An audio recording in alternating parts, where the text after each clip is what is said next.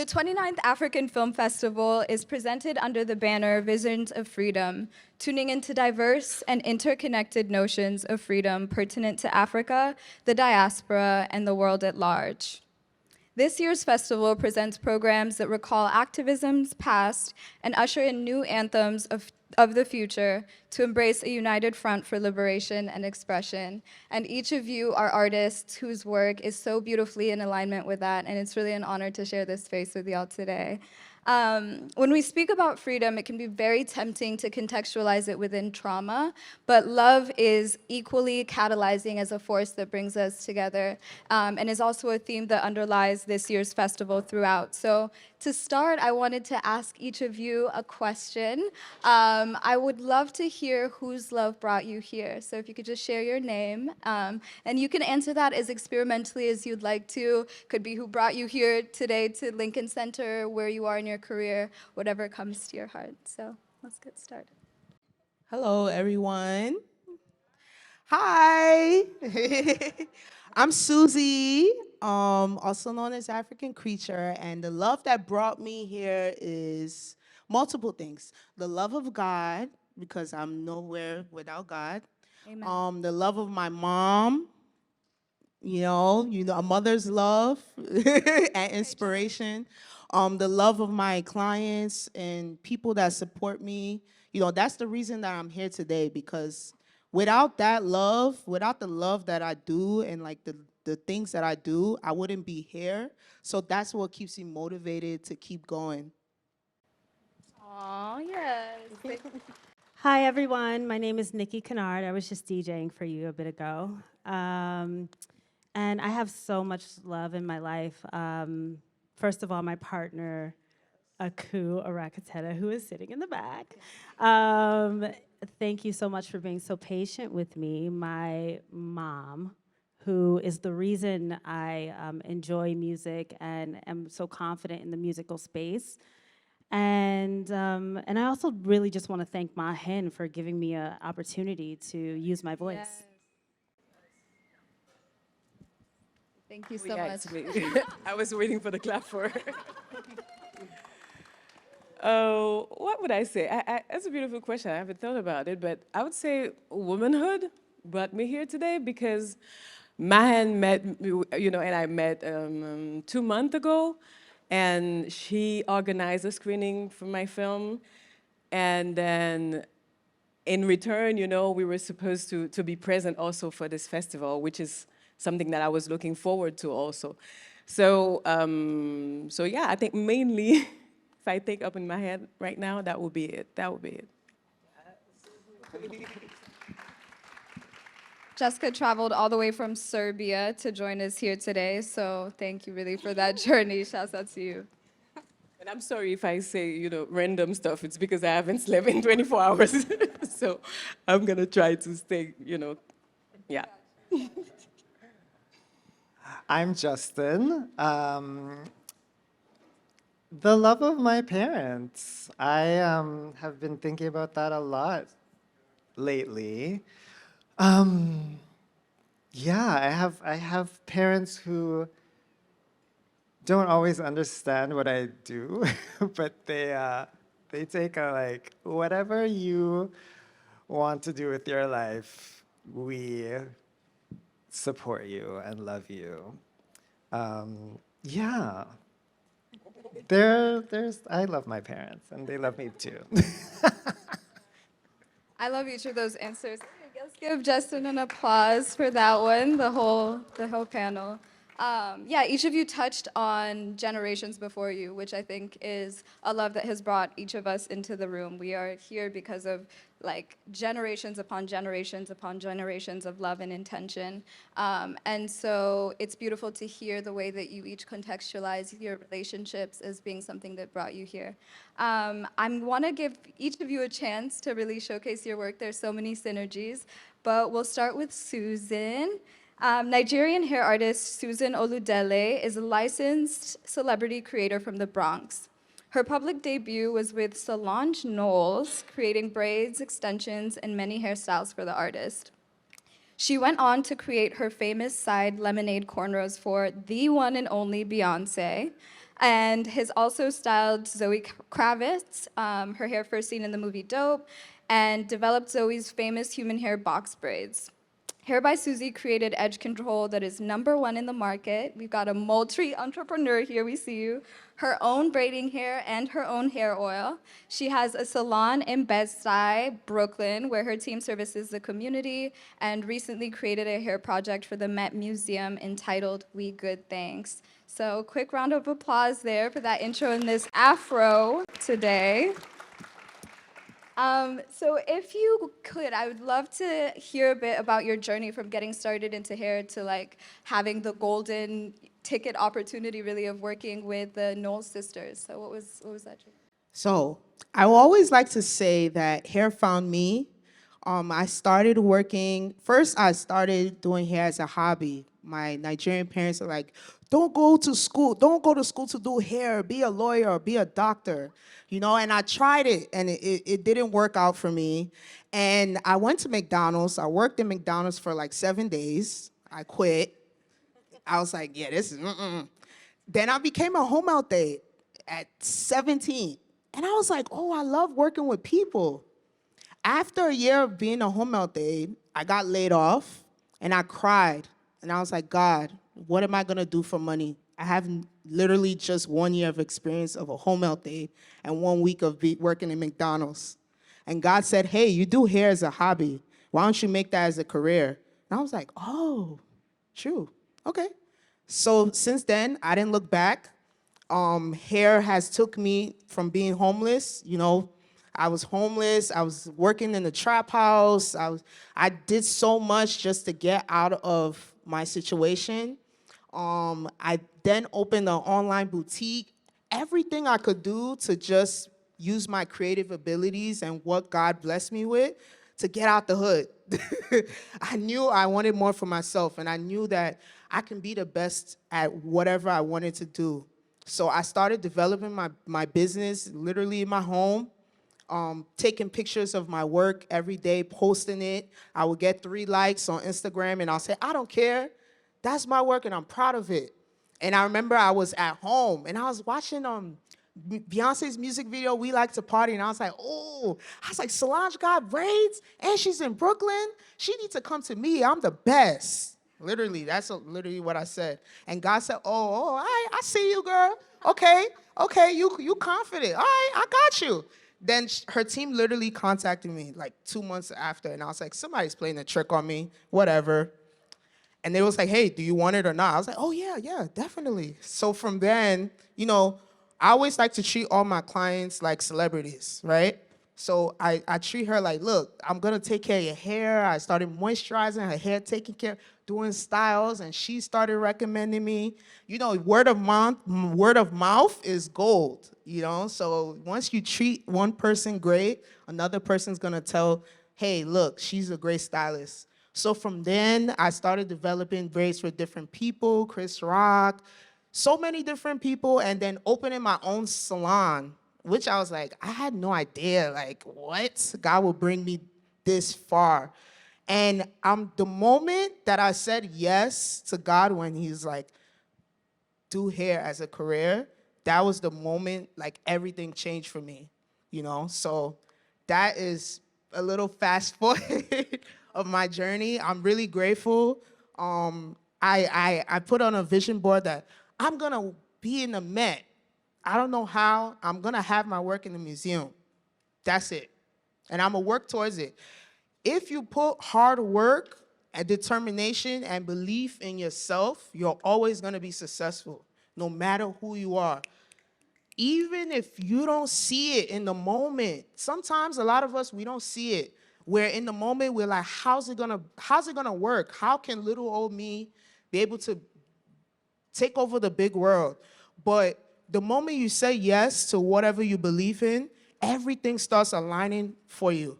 People, opportunities, connections. You just have to look at all the patterns and follow it and just enjoy the journey. A lot of us, we looking for the end, but it's no end. It's the journey. Be happy in all of it. When I was sleeping, on different couches, I had my first salon. I was like, it's either my salon or I have an apartment. I said my salon. I'll sleep on the couch in the salon, and I'll be so happy because I was like, this is what I'm living for. Wow.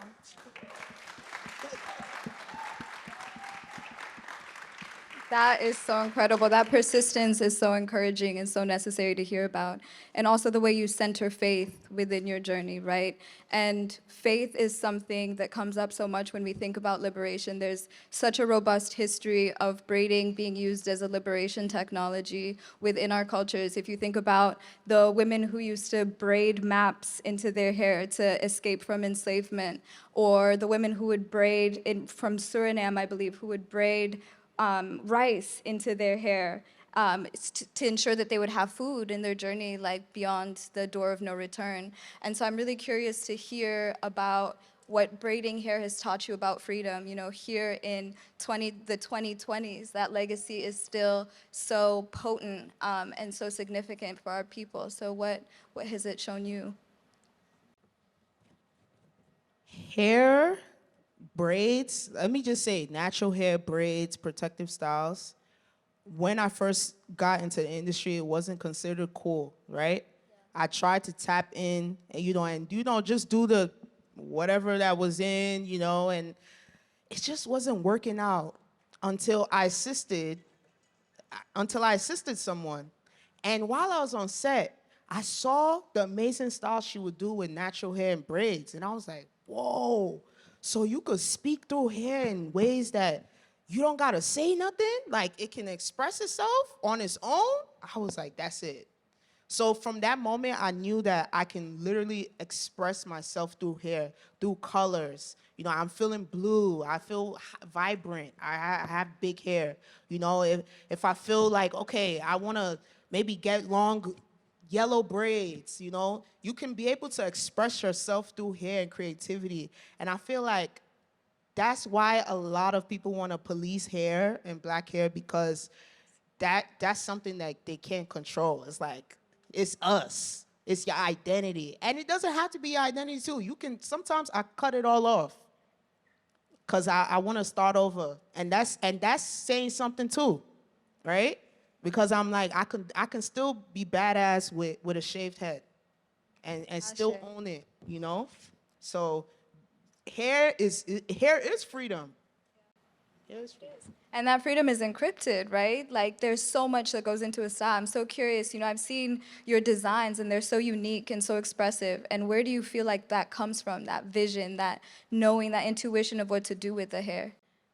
So I'll first say my culture, being Nigerian background, Yoruba to be exact. A lot of our hair and all the designs and braids and patterns you see, a lot of it comes from Africa, right? So I study all the shapes, I study the cultures, I study the different tribes. Different tribes, if you notice some tribes, you see some small, long box braids, like, oh, this person is wealthy. They took a lot of time to sit down and do tiny, tiny, small braids, and, they have so many, you can say so much with hair.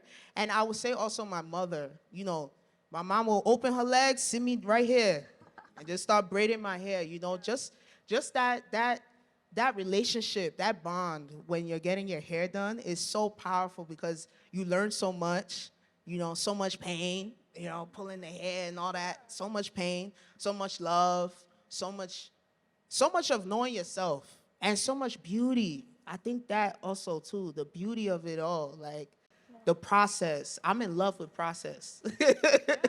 The process. Absolutely. You touched on this just now and also in your first response, but hairstylists are not just stylists. You are also a confidant. You are a memory keeper. You are a translator. You are a therapist. And I'm curious about how you navigate and stay grounded as you inhabit each of those different roles in any given work opportunity or the salon.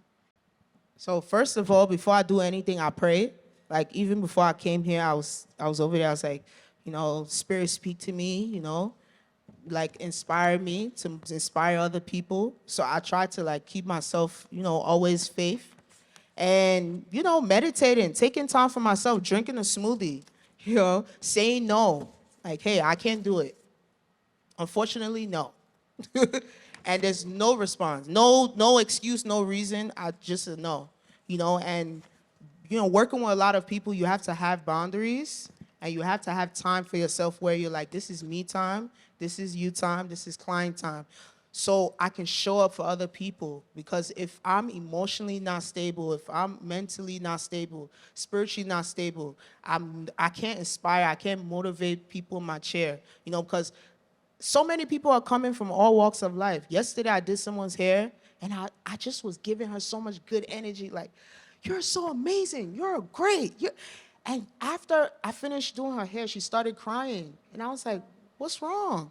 And she's like, I lost my child this week. And this was like a motivating thing for me. And I was like, whoa, you never know who you interact with. You never know who you cross paths with. So that's just me. That's me. That's me.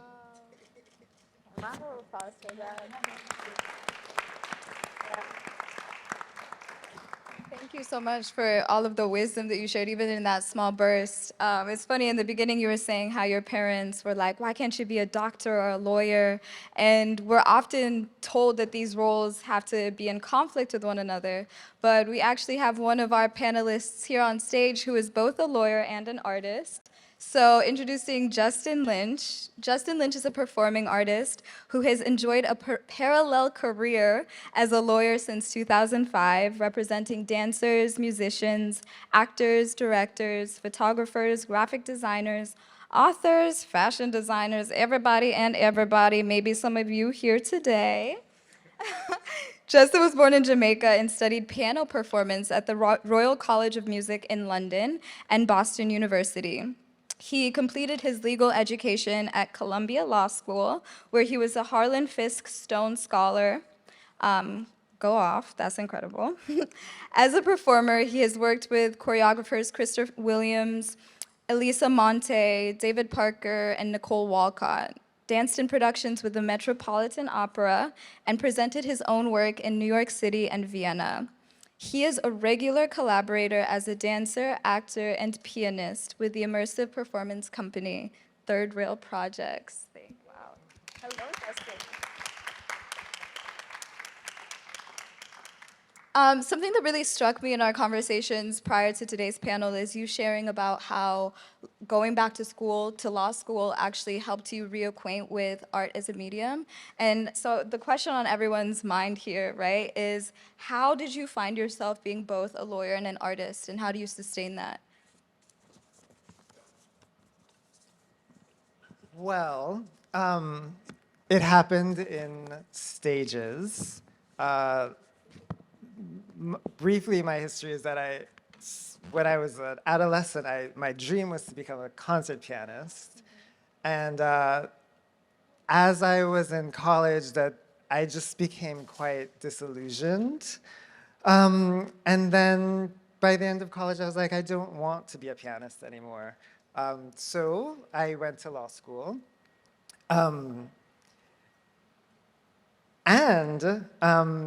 While I was in law school, my first year, I had a friend of mine from Jamaica who was studying dance in New York, and I just started following her to class. And funnily enough, she's also the person who introduced me to Mahen, which is why I'm here today. So yeah, I just started taking class, but also going to law school, and then graduated from law school and worked at a big firm for 2 years. But during that time, I was like, oh, I think I'm really good at dancing. And I was also getting on in years as a dancer. It was my late 20s. So I was like, oh, if I don't try this, if I don't try to become a dancer now, I'll never know. So initially I took a leave of absence from the firm and to take more class and train and start going to auditions. And then I just never went back. And now I work, now I work for a firm, a super small firm that allows me like tons of flexibility. I basically set my own schedule, which allows me to also perform and rehearse with people and do both things. Yeah, it can be so frustrating when binaries are imposed on us. Like, you can either do this or you can do this. And so I love seeing people who say, yes, I'm actually going to do both, and I'm going to do both well, and that's something that you do. I'm very curious about what freedom looks like for you in each of those practices, though, because I'm sure the definition of freedom when operating, or even liberation while operating as a lawyer, is very different from being on stage and that kind of freedom, but perhaps there's similarities. I wouldn't know, I'm not a lawyer, and I'm an artist, but but yeah, how do you define freedom for yourself in those respective practices? I think for both of them, it involves like a variety of just like a routine that has variety to it. So like one of the things that made me so unhappy when I was working at that big law firm was that I had the same routine every day. Like I had to go to work, spend several hours there, like an endless amount of time there every day, and then come home and do the same thing again the next day. And I think also that also applies to many people in the performing arts too. Like, if you're a dancer, your schedule might also look like taking class in the morning, then having a whole day of rehearsals, and then a performance at night, and then doing the same thing again the next day. And neither of those things really appeals to me. Right now, like, every day is very different for me. Tomorrow, I'll have rehearsal in the morning and early afternoon, and then I'll have some time to be a lawyer. And then Friday, I'm going to have my I'm going to meet with my piano teacher who's trying to retrain the way I approach the piano. And so each day is a very different experience for me. And that's what keeps me happy. Like I think if I had to do the same thing every day, I would be quite an unhappy person. And do you feel like your performance practice seeps into your work as a lawyer? Like, do you bring those kind of performance lessons and elements to that work? Is it? No. No. I That's so think interesting. for some lawyers it can. Like I think for some lawyers have a legal practice that is more performative than mine. I'm a corporate and immigration attorney, so I think like my legal brain in the work that I do as a lawyer is very, if A, then B, like very logical, like a logical progression of going from A to B. And there's no like metaphorical thinking involved. And I actually think that kind of like that aspect of legal training actually like kind of like destroys a part of your brain that you need as an artist. Anyway, but like for some lawyers who are like, for example, arguing cases in front of juries and trying to weave a story to a jury and bring in metaphor, that's the kind of thinking that an artistic practice might like reinforce. That's just not the kind of law I do. So it's like a very like separate existence for me. Because I work with a lot of artists, my practice is kind of artsy, but it's not like, Look at you with the piano. oh, yes. So yeah, I have like an artsy practice, but it's not like I'm using like artistic techniques in my Yeah. work. I guess the last question I have for you specifically is this question about school, right? So you have to go to school to be a lawyer. You can't get out of that. But you don't necessarily have to go to school to be an artist or to be a musician, or at least that's a tension that I think a lot of artists feel. What was your experience like doing music within a conventional learning environment?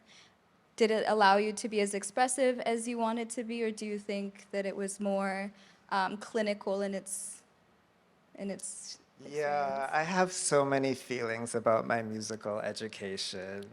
I feel like,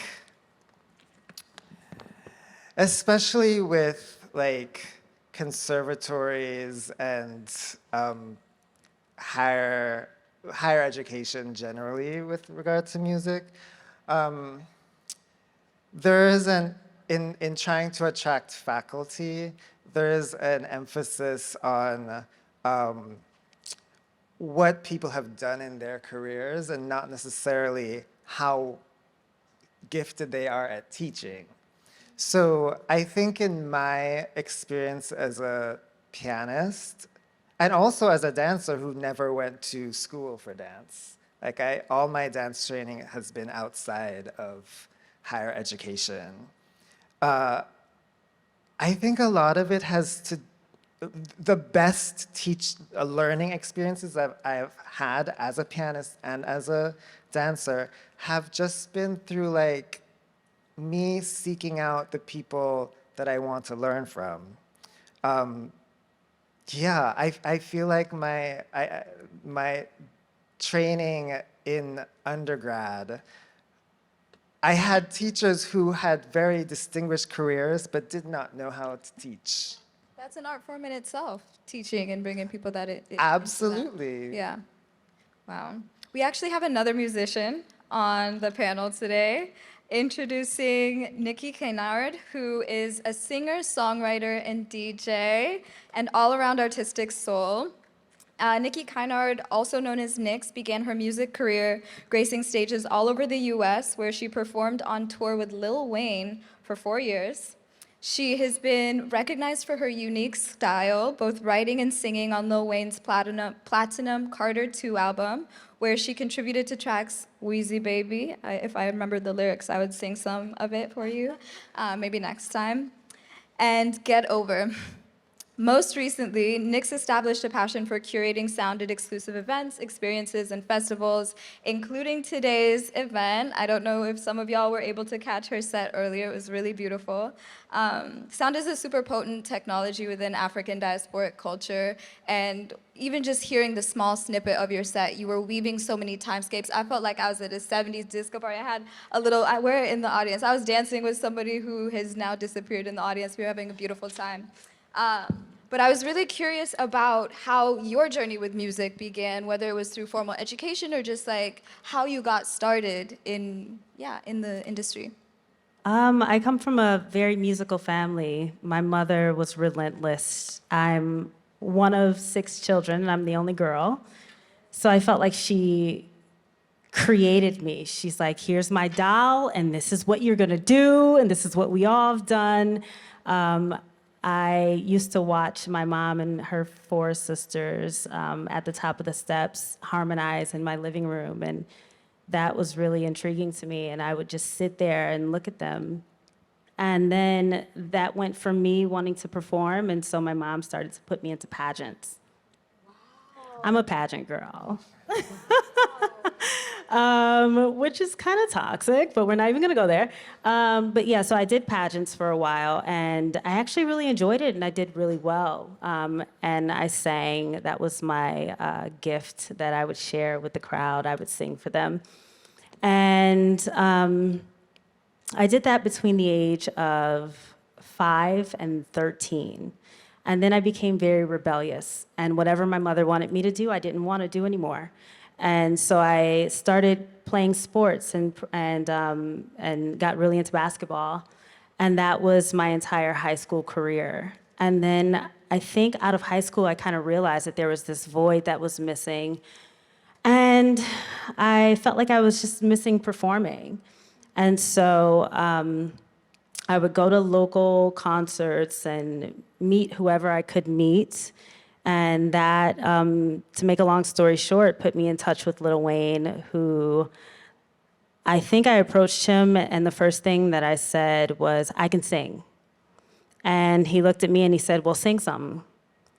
And I sang Deborah Cox, How Did You Get Here?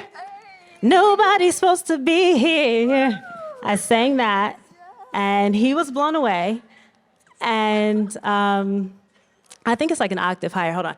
How did you get here? Nobody's supposed to be here. I think it's like that. Okay, so anyway. Anyway, so I sang that. I sang that for him, and he was happy with it. I ended up touring with him for 4 years. That was a very toxic environment, to be honest. And I don't want to go too much into that, but it was just something that I ran out of like a bat out of hell. And that kind of essentially led me into DJing, because I didn't need anyone or anything but my equipment and myself to DJ. I didn't have any outside people telling me what I should do, how I should be, what I should perform like. I get to play exactly what I want to play, and I think that I'm actually the freest in this craft as opposed to singing in the industry. It really, yeah, first of all, celebration for that audio, for that experience. Woo, you are very talented. That was incredible. Aw, thanks. It really breaks my heart, though, to hear that was a toxic environment, because that's a story I think we hear so often. You know, you hear of people getting these experiences that sound like dreams come true. It's like, that's what you should be aspiring towards. And then you actually get there, and it's soul-crushing for one reason or the other. And it becomes challenging because, you know, on the outside, it looks like you've reached freedom for yourself, you've reached acclaim, etc., but privately it's very challenging. And so I'm curious to hear more about how you've stayed grounded and like kind of healing from the toxicity and intensity of an environment like that, and what you feel is rooting you. I love what you were saying about DJing and just that being a place where you're free, but I'd love to hear more about, yeah, your journey with like kind of healing from that toxicity. I'm still healing. DJing is my healing, I think. It's repairing my relationship with music. For a long time, I wouldn't listen to music. I didn't want anything to do with it, because I was maybe hating a little bit. I'm like, wait a minute, that's not me on the radio, but it should be, so therefore I don't want to hear anything. And that turned into me actually digging in the crates and listening to music every day and wanting to hear every song that's new because of DJing. And it took a lot of self-healing, a lot of self-realization, a lot of meditation, a lot of talking to my partner, a lot of him mirroring me and letting me know, like, no, this is a trauma response, you know. But yeah, I'm still in the process. I'm definitely still in the process of healing. Thank you so much for your vulnerability. It's always, you know, so palpable when someone is bringing their truest self to a space, and that's not easy to do. It's very courageous, and it allows people to relate and resonate. And right now, with the last couple of years, I think many of us are also healing and trying to tend to our hearts and not just our careers. And it's beautiful to hear that music has been able to do that for you.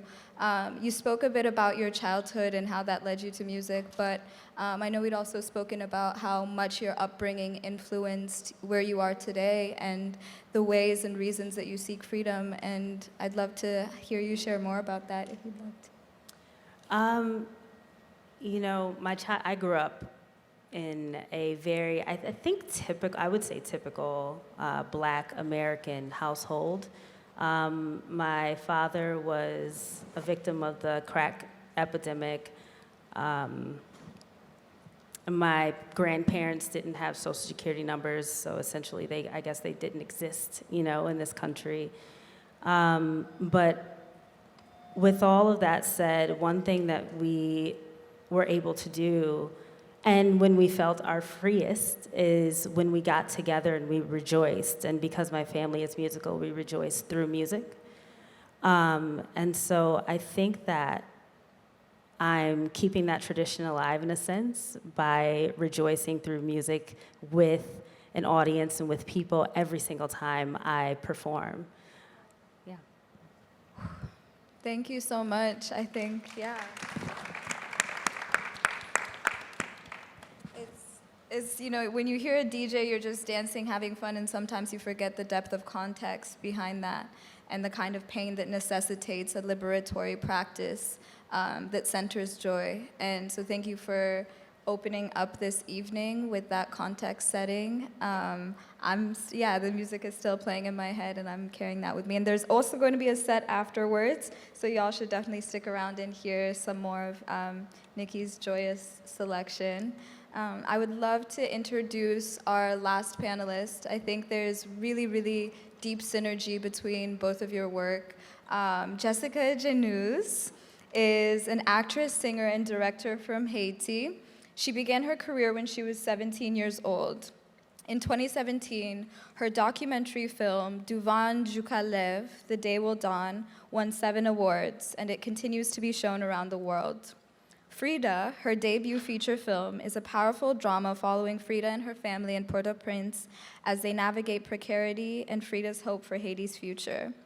The film has earned Généus wins both at FESPACO and at Cannes, and the vibrant film opens this year's African Film Festival, so if you haven't already, you should definitely get your tickets for tomorrow. But what Nikki was saying just about her upbringing made me think a lot about the themes that are present within your work. In that opening, in that first film of yours, you speak very potently, very poignantly rather, to the kind of collective wound and psychological torment that that colonialism creates and that people living in the diaspora are facing every day. And when we speak about freedom in the diaspora, it's impossible to do so without talking about Haiti, whose revolution in 1804 paved the way for many of us. So yeah, shouts out Haiti, we have to claim that. And I think it's also very significant that it was selected to open up the African Film Festival because those bridges are so necessary to tend to and to pay credence to. But yeah, back then people didn't have access to the moving image, right? And we now are working with liberation with this tool in our hands. And I'm really curious about how you relate to the camera as a tool for liberation within your work. It's a big one, yeah. Feel free. Start wherever else. If that's a lot, I know you don't have much rest in your system, so take your time. No. I've been thinking, because you've been saying, all of us have been saying this word a lot, freedom.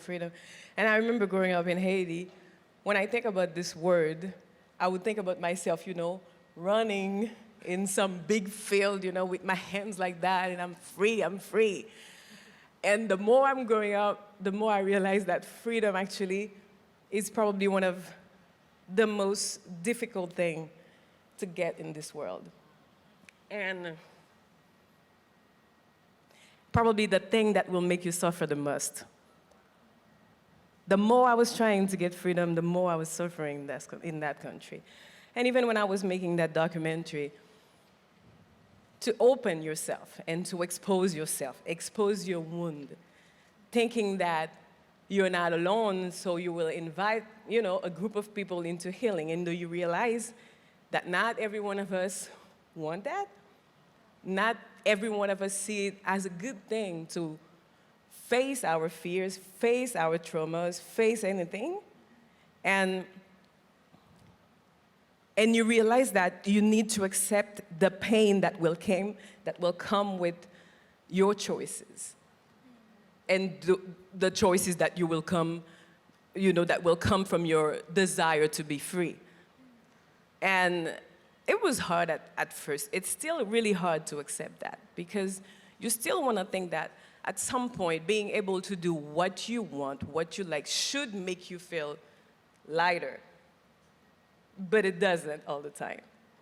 And sometimes it even, you know, it's even a weight on you because you have to stay in that truth no matter what's happening around you, no matter how you're being poked, no matter how you're being teased and how you're being hated for it. Because not everyone can stand seeing you being in that truth, even if they don't even know what kind of pain you're going through within that truth. But just the fact that you stand in that pain, it's still a reason for them to try to shake you all the time and see how far you can stay grounded. And that's what I've been exploring in my work. Humanity. Why are we so complex?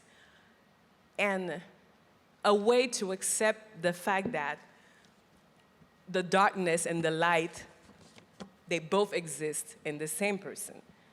The same heart that loves can destroy.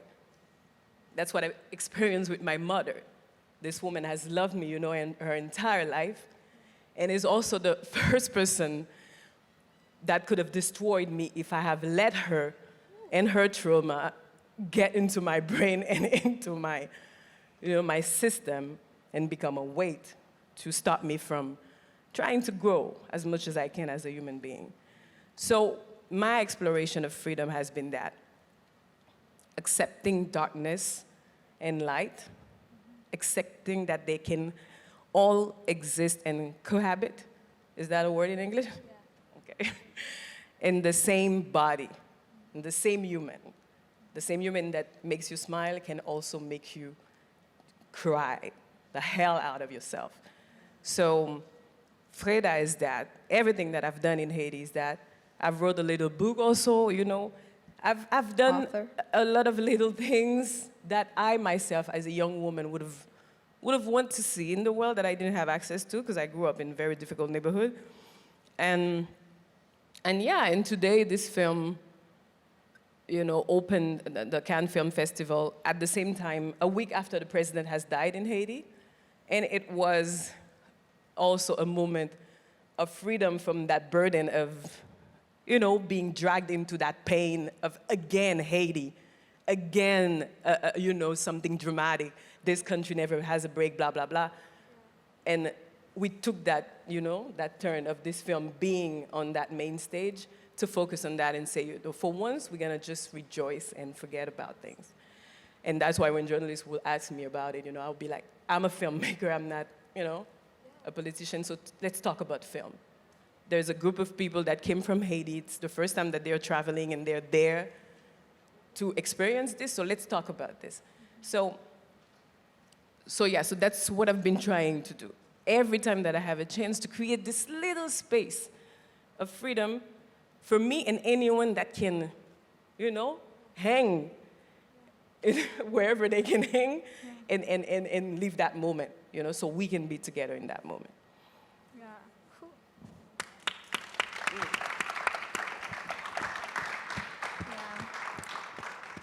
What you were saying reminds me of this Rumi quote when he writes, "The wound is where the light enters you." That has always been a line that really sticks with me because a wound feels so tender and so raw, but it's also a site of transformation.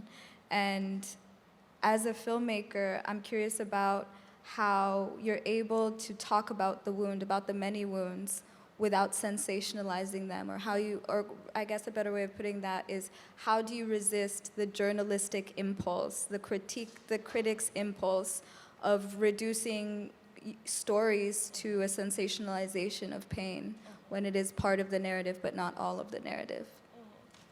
I think if you get into the process of, you know, putting a distance between you and whatever you're doing, it's because you don't want to confront it for whatever reason, you know, that you have inside. And for me, it's the opposite. If I make a film or whatever I make, it's because I am tormented by a question and I really want to have some type of answers or other questions that are less heavy than this one. You see what I mean? So I don't have a distance with what I'm trying to explore. I don't see it as, oh, this is something that is happening to other people, or, or I am just looking at you being in that situation, but it has nothing to do with me.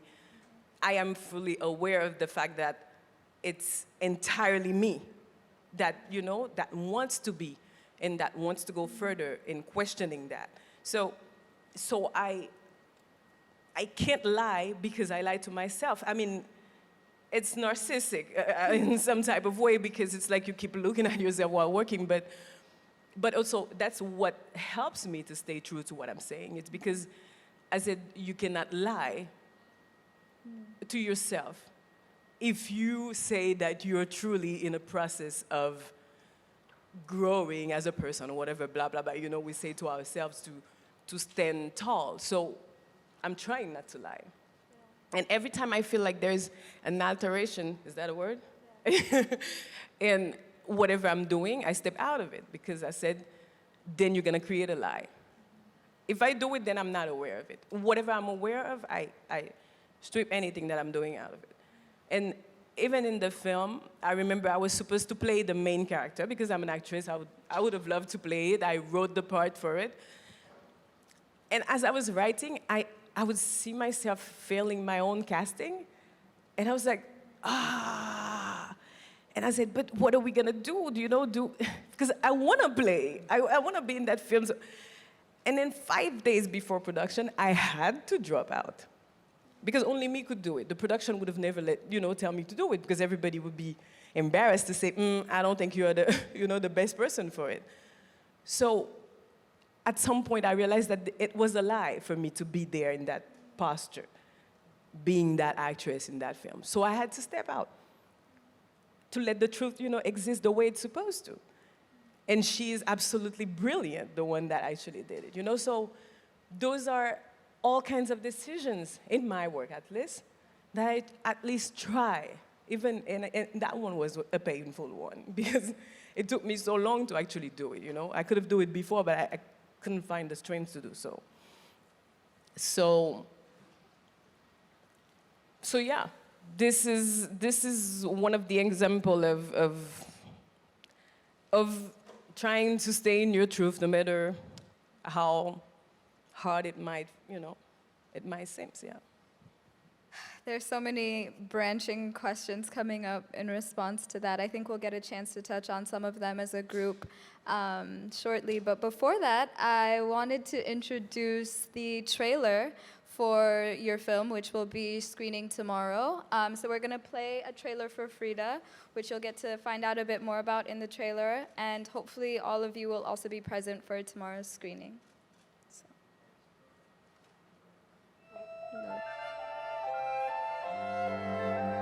Freda! Les dimni jeune yo évoquons moun nan travail ya. Toute la sainte journée pour faire me guider dit me pour. Quelles sont les séquelles qui handicapent cette nation? Li pa ka manger, insécurité, bal ap tire sou li nan tête li tout le temps.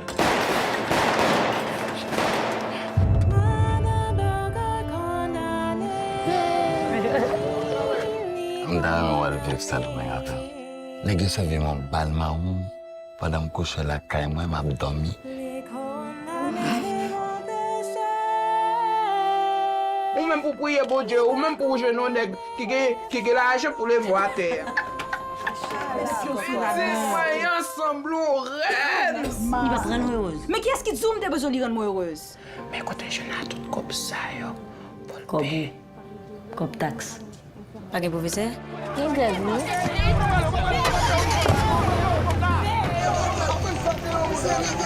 Pas carré temps encore Freda. Mais pour qui ça veut arrêter à Si on t'a suivi, ça peut faire là. Raconter histoire Fred disait, c'est raconter histoire princesse ghetto, c'est raconter histoire Tissel qui grandit dans le système côté c'est amour sans sommeil, nèg ap marcher van rêve.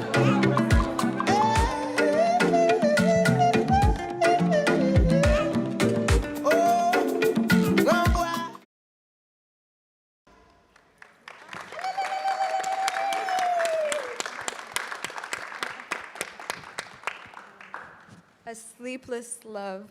That's so beautiful. I guess my last question for you before we transition to the panel event is, you're speaking about this reluctance or awareness of the fact that you can't lie to yourself. So what is it that keeps you honest in your work and, yeah, as you grow? I'm not always, huh? Let's be, let's set that straight. I think at least in my work, I said, my God, this is, you know, when this body disintegrates, do you say that? This is what's gonna stay. So what's the use of creating something that cannot be useful to anyone after all? What's the use of creating one more lie in this world? So I think I keep that, you know, in my gut feeling all the time.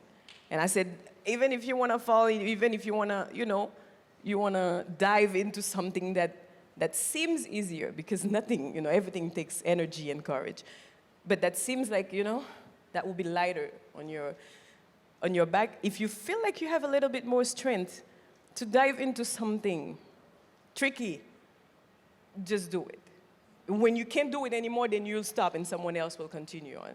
But it's like you're walking, you know, and as long as you feel like you can do one more step for the next person to have less to do, or you just keep doing it. And that's what I'm trying to do. And I said, until I'm on my knees, I'll continue a little bit on my hands, and then I'll be like, okay, that's it, your turn.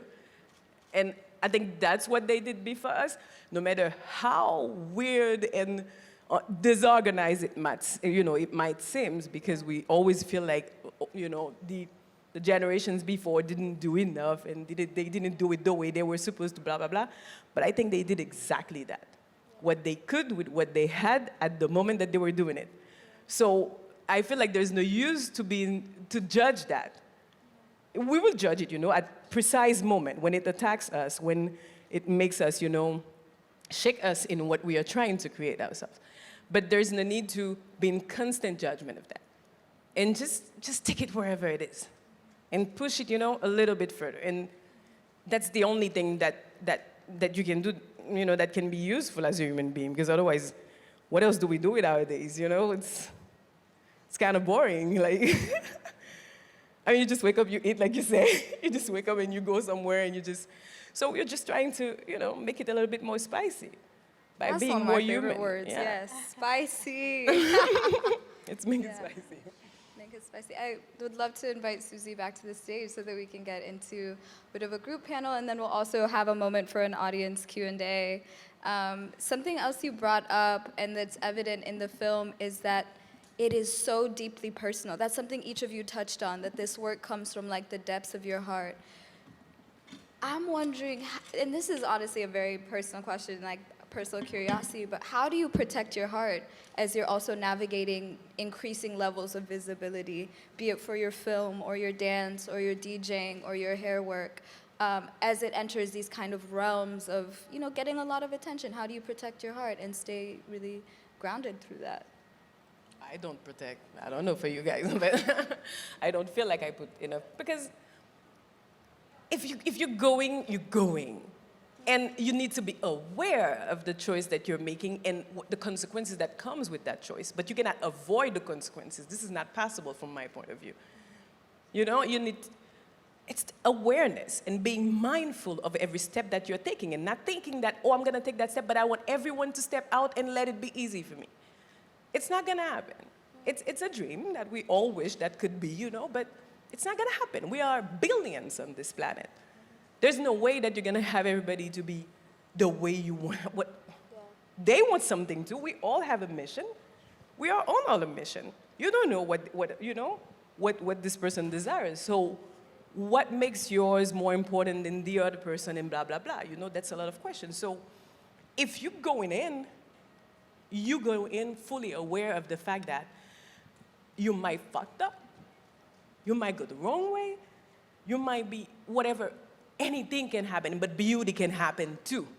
And so what we're gonna do, we're gonna try as much as possible to keep that beauty. Yes. But to be aware to let go too. Yes. when it cannot exist, cohabit, coexist with whatever is happening in your life. So, yeah, it's easier said than done, of course, but we try. We keep it in mind, and we try. I agree. But I protect my mind because I feel like if my heart gets broken, at least my mind, I can stay sane in this space. Because this space is, you never know what's going to happen, where it's going to come from, how, if you're going to fail, when you're going to fall.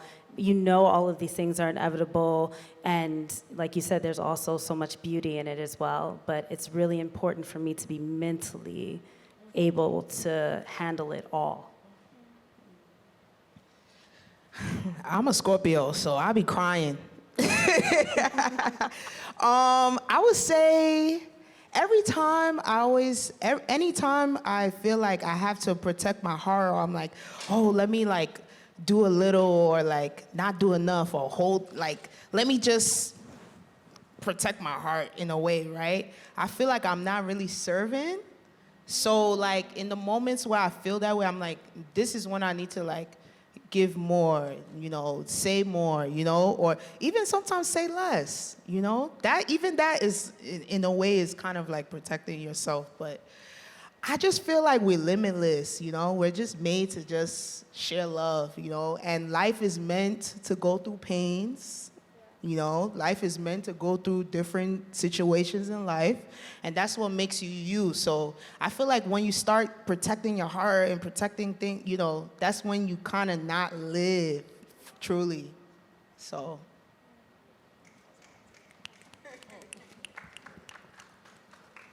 Yeah, I think a lot of the work that we do comes with this constant possibility of embarrassment or failure. And yeah, I when I experience those things, part of me is like, this is just gonna make me stronger. This is gonna make me a better artist. But I back to mom and dad, I also rely so heavily on mom and dad and my community of fellow artists and my friends and I'm a Cancer, so I'm also a crier. So I rely on other people, my chosen family and my family, to help me through those difficult times. Well, I'm a softie myself. I was like taking notes in my head. I was like, okay, protect your heart 101. So it turns out you have to just be courageous and face that. But no. Entirely. There is protection in vulnerability too. The thing is, not holding on doesn't mean you're protecting. It's not the same thing. It's that's why I said mindfulness, because you will feel when you need to step out of something, but you need to be fully aware of where you are. And being in that, protecting my space, then you're blocking your space. And this is not protecting, and it's not the same energy. Yeah. And as you guys all know, probably way better than me, you have to be precise in your frequency in order for the energy to exist the way you wish it to be, as much as possible. So you have to be precise in what you want. Do you want to block it? Do you want to be in, but in your own terms? What are your terms? And blah, blah, blah. We could go on, To be precise with yourself, to be mindful with yourself, make things come as much as possible the way you would like them to be. But doesn't mean that you're in control of everything. You're at least in control of what you're letting in and how you're letting it exist around you. Yeah. But it's not one or the other. And you just said it, the binary. You just said it at the beginning. Mm-hmm. It's not one or the other, It's not yes, black, Yeah. It's so many. It's so many nuance of gray. Yeah. Shades. I love Shades, that. I was looking for shades. Mm-hmm. There's some billions of them. Yeah, intuition, right? Trying to use your intuition and allowing that to be a compass. And something else you were, starting to touch on are the subtleties of freedom. How do each of you kind of think about the subtleties of freedom? I think we get these bold notions like freedom is when you can do whatever, like you're saying, this kind of fantasy of freedom. But I think freedom has subtleties, and how do you experience those within your work and practices? Its subtleties.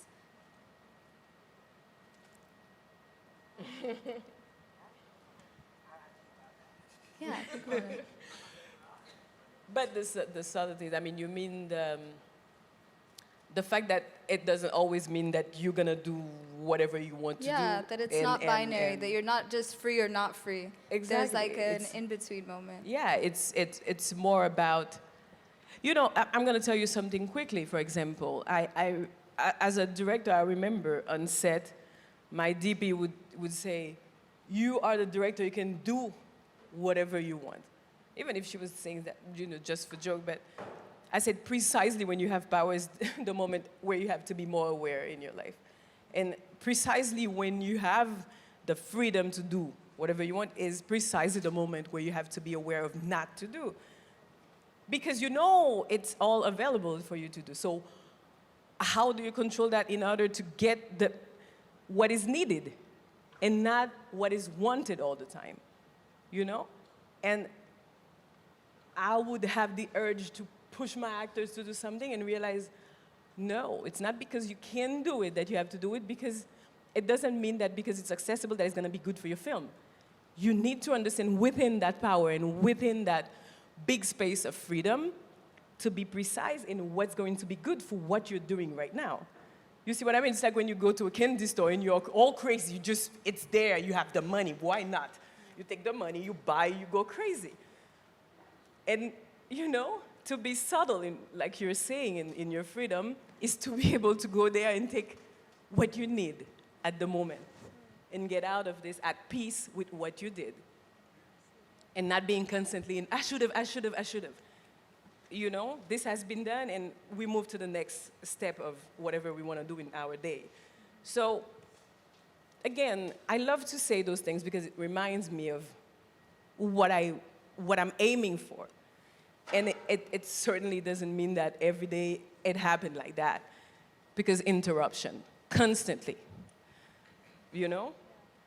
But we try to be aware, and we try to let those interruptions not make us go another direction necessarily. Yeah, I think gratitude allows you to acknowledge and be aware of the subtleties of freedom. Just being able to do what I do is a freedom in my sense, in my mind, and to be able to have the lifestyle that I have, to the partner that I have, and what we've been able to create upstate in nature, and every little part of my journey is like, and having gratitude about that, I think allows me to just be aware of the subtleties of freedom. I don't have an answer to your question, but I have a embodied metaphor.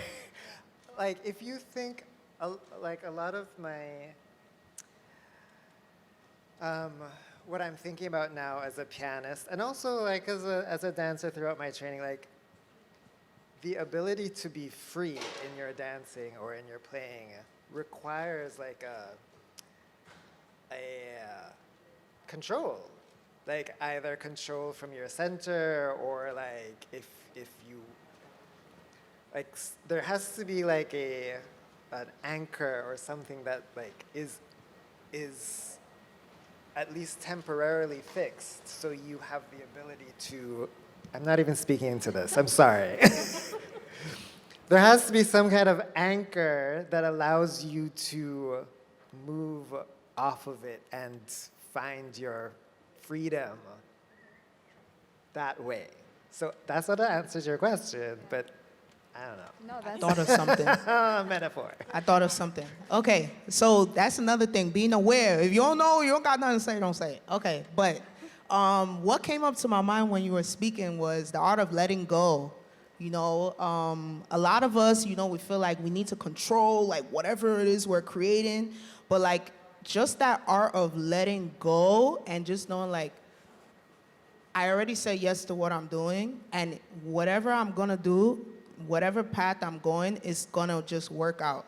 I always say to like my clients or like whatever project I'm working on, I always tell them, they be like, oh, Susy, is it gonna look like this? Is it gonna be big and long and this? And I'm like, look, we talked about like different topics and ways that we wanna see this come to pass, but at the end of the day, I don't control on like what's the outcome. It may be even better than what we discuss.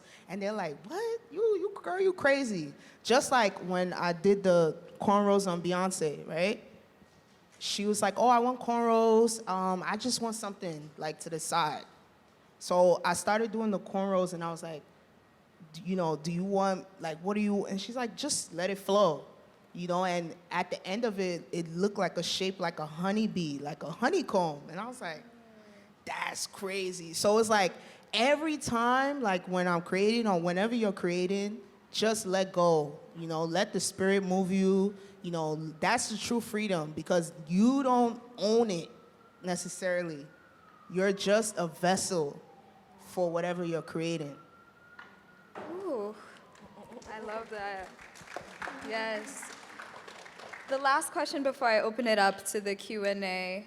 Both of y'all touched on spirit, and you talked about this notion of an anchor. And I know within my life, I feel like my ancestors really anchor me. And I wanted to hear whether you feel whether the four of you feel similarly, and if so, how your ancestors anchor or show up in your work.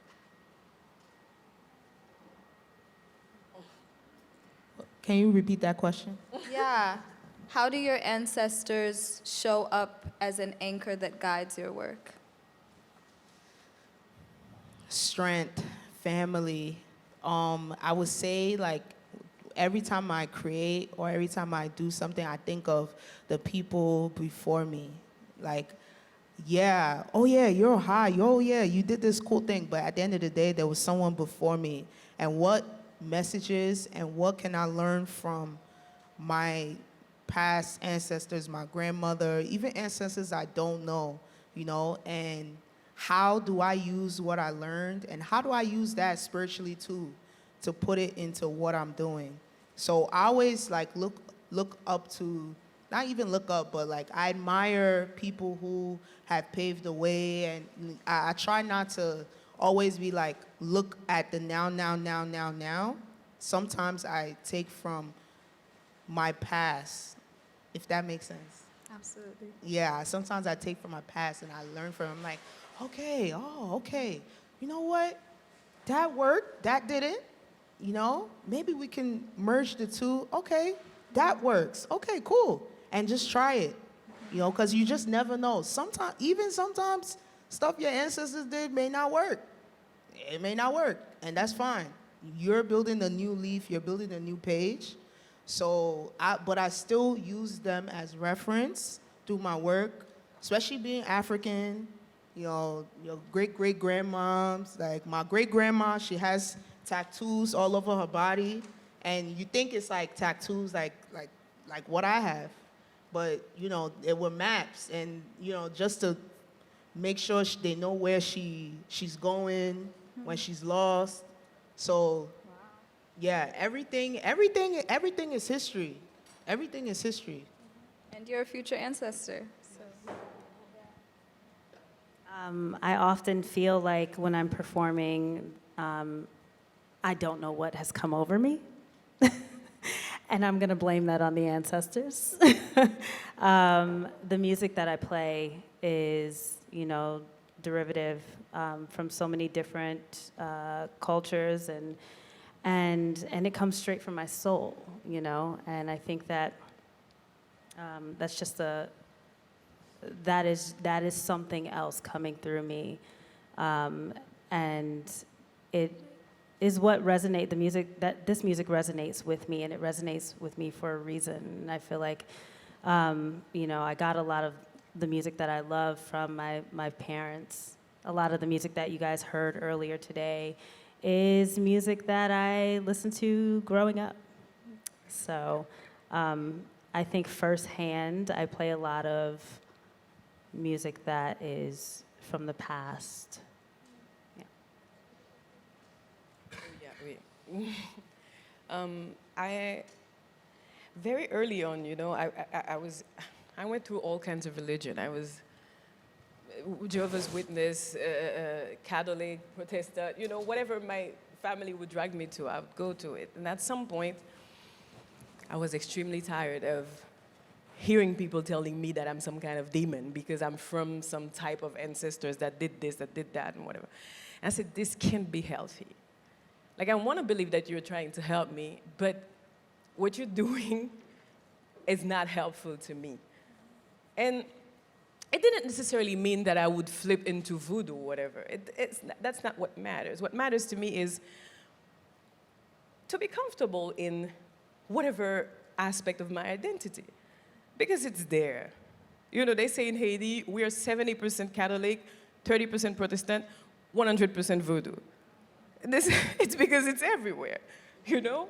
It's everywhere, whether we are scared of it, whether we hate it, whatever you want to feel about it, it's there. So now, what do we do? Am I going to spend the rest of my life being scared and being, you know, about something that is there in a country where I want to live, where people that I love, you know, grew up, where I grew up, a whole population that I'm extremely attached to? What am I going to do? So I started the process of being okay with it. I don't need to love it. I don't need to dive and become a voodoo priest and started to make whatever. It's not about that. It's about this is part of who you are, because you are other things too. Unfortunately, we've been, you know, invaded by so many of them that we don't even know sometimes. So we are a lot of things, and voodoo is one of it. And I started this process of comfort and let whatever that brings to me exist. Sometimes it's good stuff. Sometimes it's stuff that we hate and that we would like to change about us, because there is a lot of this aspect of our culture, you know, that is really a weight on us, but it's still there. And it's not about hating it, it's about transforming it into something more productive and more useful in light for us.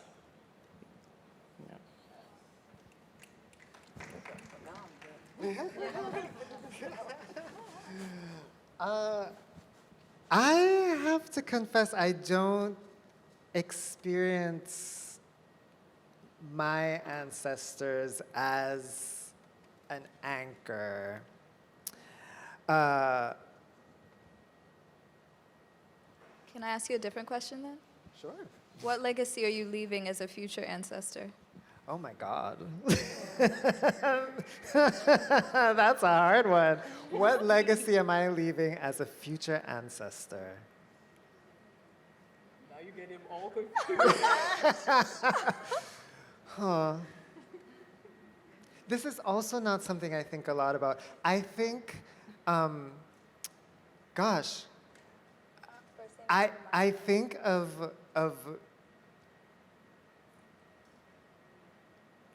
me wanting to experience an artistic practice, and then once I'm, as you said, once I'm like crawling on my hands and knees, and once I can't do it anymore, I'm done. And I don't, I haven't, the idea of leaving something for future generations isn't something that I think about a lot, or Yeah, that's real, but sometimes it's easier from the outside looking in. Like, even in the short time that I've known you, I see you leaving a legacy of connecting dots that other people say don't go together. And like that on its own is an incredibly powerful legacy to leave behind. Just like the way you say yes and also to many different practices with all of yourself authentically is that baton that you crawling on the floor hand over. And like maybe it's not, you don't wake up every day being like, I'm going to connect the dots for the, you know, but yeah, that's how I see it, at least. If anyone else wants to answer that while we think of audience questions for the last 15 minutes, we have a mic up here. If there's anyone who's interested off the bat, raise your hand. Oh, beautiful, we've got one. And then introduce yourself, enunciate. How you doing? My name is Proverbs, and my question is for you. I mean, it still pertains to everyone, but you said 4 years you was in your situation, right? Is there anything out of that 4 years that came out positive right now? Absolutely.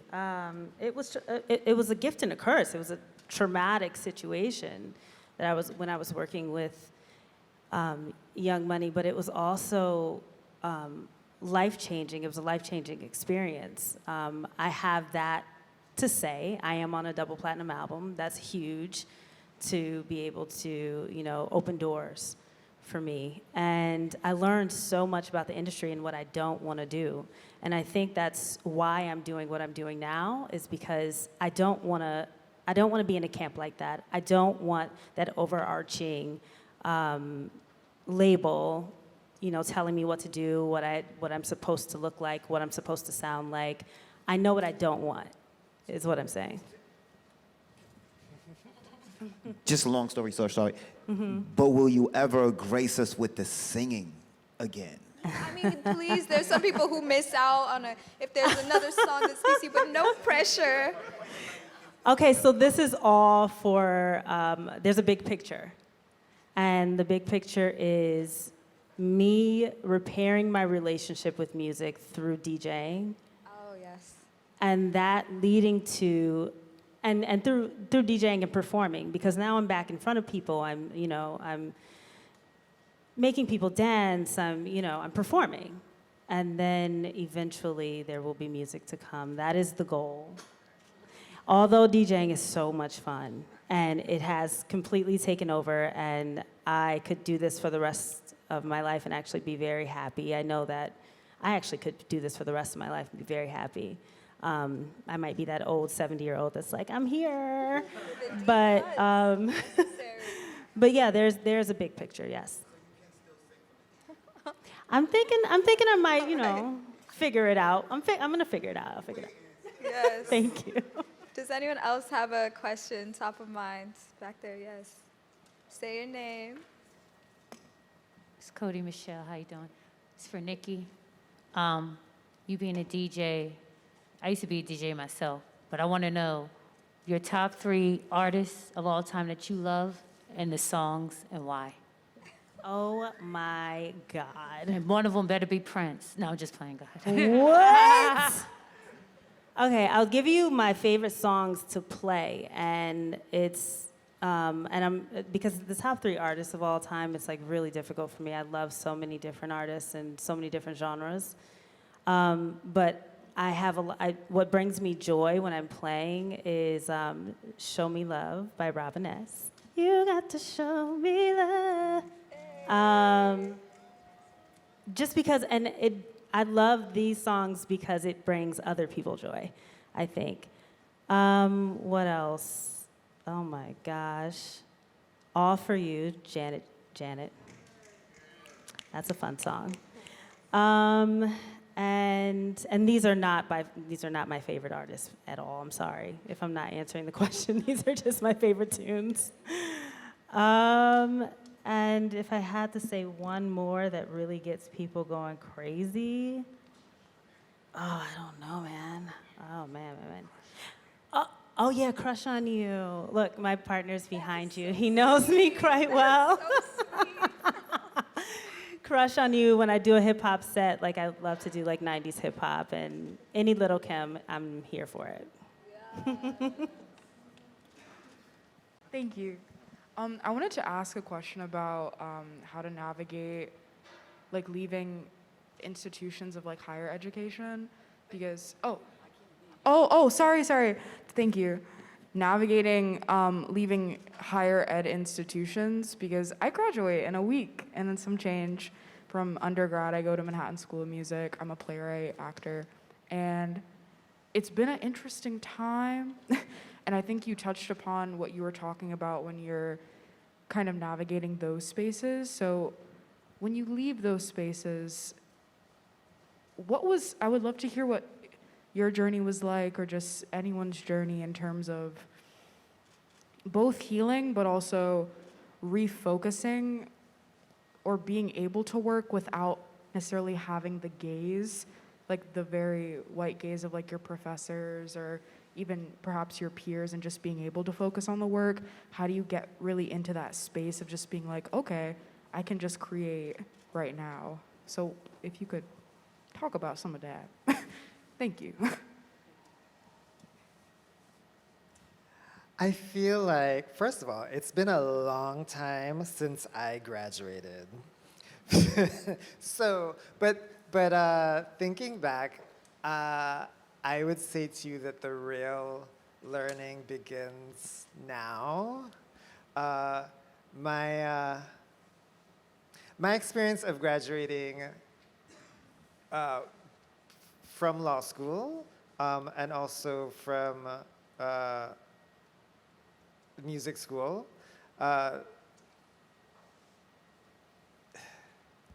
You'd think that you graduate from law school and you actually know how to be an attorney, but my experience was that actually I didn't know how to be an attorney.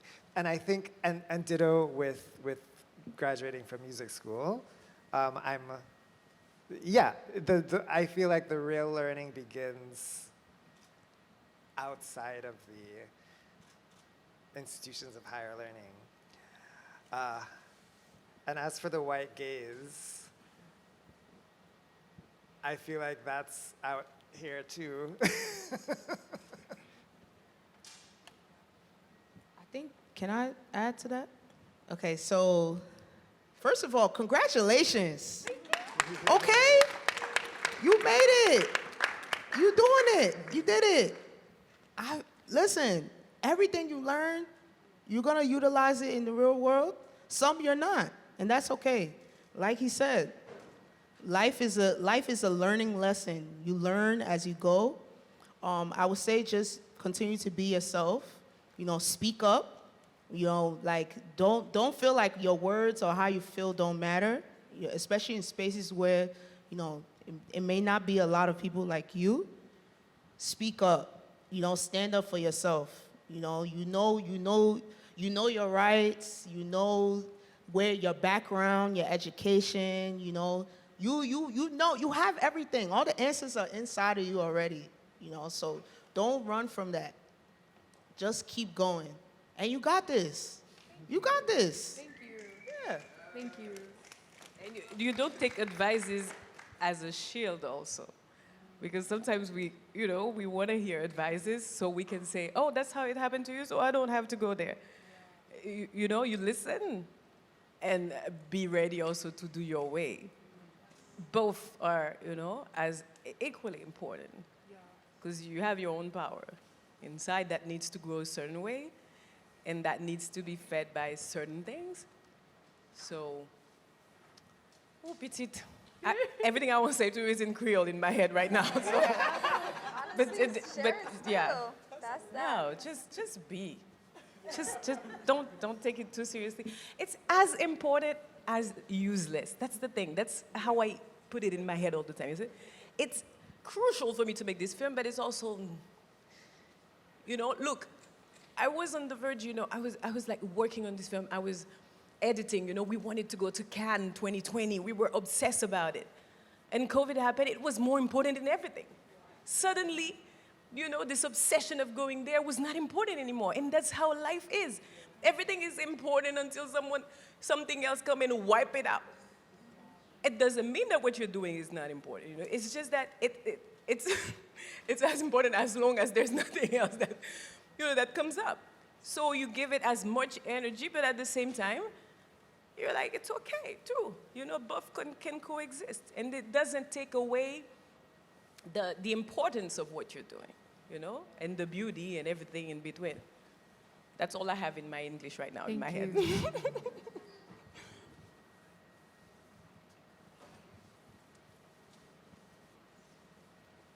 Hi everyone. My name is Valerie. I have a question for Justin and anyone else who has an input. So I'm an engineer and I work at a top tech firm, but I'm also a model, right? And modeling makes me the most happiest. That's when I feel the freest, when I'm on a runway or in a studio or doing a video shoot or a photo shoot. And so my question to you, Justin, is with balancing being a lawyer and being an artist, how do you feel like, or how do you navigate feeling like you're doing enough as an artist, even though you're also a lawyer? Yeah, that's a tough one.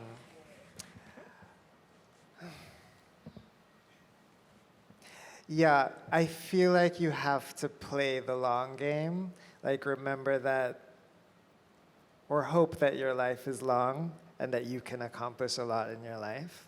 I'm not able to spend my entire life being an artist. Like, I spend a lot of my time being a lawyer. And that's time that the time I'm spending being a lawyer is time that I'm not being an artist. And yeah. But I also, like I was saying earlier, part of my joy is that that is the variety in my day. So I have, like, actually the time that I spend being a lawyer is kind of like a salve in a way to balance is not quite the right word, but perhaps I would not be happy always spending all my time being an artist. I don't know. But yeah, that's a tricky question. I would say, I've been just a hairstylist all my life, but just learning from other people's experiences, I'll say not all the time your bread and butter is your purpose. And once you realize your purpose, you said modeling makes you happy. I feel like keep cultivating that, keep cultivating that. Like, a lot of us, we get stuck in like what makes us money, but at the end of the day, we're on earth for a reason. Don't stray away from your reason, your why. I always tell myself, like, what's your why? Like, why are you doing what you're doing? And if it's just money, it's not enough. So just keep cultivating it. And it's okay to have a balance, being real, you could be realistic too. Like, I need to pay my rent,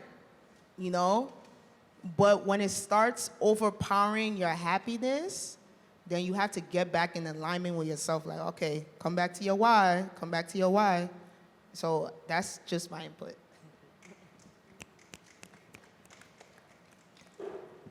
Hi, my name is Violet. You talked a lot about trauma and... Could you speak a little more into the mic, Sure. please? Though? You talked a lot about trauma and vulnerability and being completely authentic. How do you manage your emotions of, there are days where you feel you're on fire. Then there are days where you have the negative self-talk. How do you manage those negative emotions so that you can continue to move forward and do what you do? So, okay. Oh. Jessica just said she couldn't hear the question. Okay, awesome. Okay, so I spent some of my time being depressed. And I'll always be like, oh, like, I just hear negative thoughts. And I'm like, sweetheart, hello, remember who you are. And sometimes you have to do that. You have to bring yourself back and say, like, hey, I know who I am. And I have to really say it to myself, because sometimes you go through situations and you forget who you are. And it honestly, it's normal. It's normal. I try to keep positive people around me and concentrate on the things that are working. A lot of times you concentrate on things that's not working and you amplify the problem. So I just bring my thought onto something that's working, that's positive, that's happening. I say, you know what, this is working, concentrate on that, and I become more happier. Surround myself around positive people, listen to positive inspiring words, call my mom, talk to my boyfriend. So all of that comes into play when I'm trying to get to just know myself more. And it's a journey. I'll say it's a journey. There is also something about the desire to constantly see ourselves as good people all the time. And, well, I understand that because I do it too. But maybe we're not, that good. Like, there's the perception of ourselves and there's the who we are on a daily basis. And that's why we are constantly in denial of when we hurt people or when we hurt ourselves. We are constantly in, no, I didn't do that. No, I didn't. You did. It might happen, Or you surprise yourself being in a relationship and you're like, oh, that's not me. Yeah, that's you. Being in something very toxic, that's not me. Yeah, it's you. Now, let's understand why this is you now. You see what I mean? And I'm trying to not have a relationship with myself where I can accept me when I'm okay with who I am. And when I see the tsunami coming of the Gessica that is evil, and be like, okay, why are you coming now? Why? What's going on? Why do you need to step up now? What is triggering you, And accepting doesn't mean that it's good. It's a positive word, but it doesn't mean that you validate everything that's happening. It just means that you acknowledge that it's happening. And that we are not in the denial state of it, and we acknowledge it. And acknowledging negativity makes you go further in why it's happening. And look within, look around, look further, look, wherever you need to look to make things go back the way you would like them to be. And it's hard, It's hard. I remember, just a few months ago, my partner, we were doing something together, and I keep putting more money into what we were doing. And he's like, why do every time you put money, you don't consult me? Because this is something that we are doing together, and we want to equally, put what is needed for this to happen. Why do you keep sneaking in my back and putting more money? And I'm like, no, I'm not doing this. He said, yeah, you are. And I spent like literally 4 hours saying, no, this is not me. I'm not doing this. And the more I was saying, no, no, no, the more he was like pointing it out. And I'm like, oh my God, this is me. I'm actually sneaking in your back. Because part of me is scared that he has a family in Haiti. His parents has a big house and everything. And I have nothing. And we were trying to renovate this place. And I'm like, why can't this be mine? Why do I have to share it with you? But that was in the back of my head. But the me up in front, was trying to convince myself that this is not what's happening. And it took me 2 days to say, yes, okay, yeah. Because I literally felt like he was leaving. He was like, if you keep being in the denial of this thing, we're going to stop this. We are not continuing it. But it was painful. And every time I do that to myself, it's torturing me, to look and say, yes, this is what you're doing. You're doing it right now. And that's why everything is chaotic around you. That's why you're in pain. That's why this person next to you is in pain. This is what's causing it. And yeah, yeah. Thank you. There's no conclusion to that. I have one last answer before we close out. Oh, we're out of time for questions, but you can go ahead, Nikki, before. I spend a lot of time meditating and praying and reading and trying to be better. But I do give myself the freedom to feel. And I think it's important I personally give myself a day. And if I feel like shit, I give myself the freedom to feel like shit. To question everything that I'm doing in life. Why am I doing it? How did I get here? Am I supposed to be? Do I have imposter syndrome? What's wrong with me? Like all of the things. And I think that for me personally, meditating and praying, God always answers those questions every single time. It's a shield that I have over me that prevents my mind from going there. But if my mind does decide to go there, I will get into my meditation and get into my prayer, and those questions are answered 100% of the time. Wow. We have come to the close of tonight's panel discussion. Thank you so much. I want a good, solid round of applause for each of you.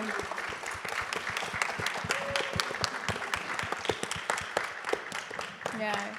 You each brought such heart and realness and wisdom and authenticity to this space, and it made the warmth feel very tangible. So thank you so much for that.